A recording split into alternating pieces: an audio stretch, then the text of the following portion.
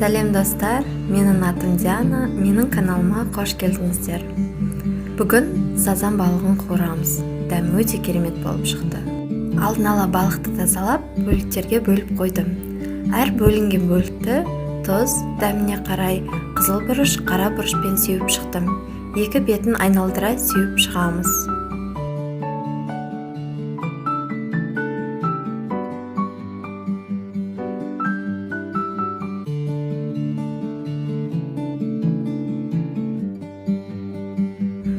Ыдысқа ұн саламыз. Бөлінген әрбір балықты екі бетін айналдыра ұнға батырып шығамыз.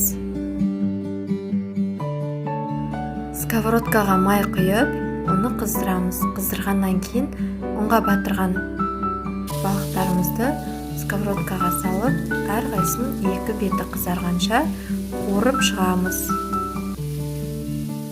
Пісіріп көріңіздер, барлықтарыңызға ұнайды деген ойдамын.